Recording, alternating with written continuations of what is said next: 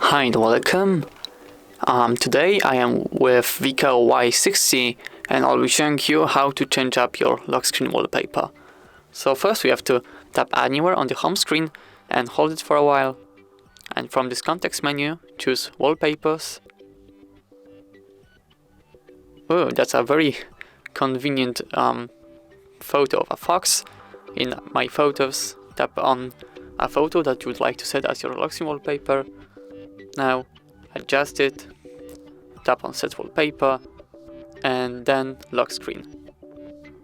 Lock Screen, setting wallpaper. Wallpaper set successfully. Now let's try to lock our phone and unlock it. And it's hard to spot, but there's actually a fox photo in the background. Let's try remove these notifications. Yep, as you can see, there's a fox on the on our lock screen. So that's everything for this video. Thank you so much for watching. Please leave a like on this video and subscribe to our YouTube channel. Goodbye.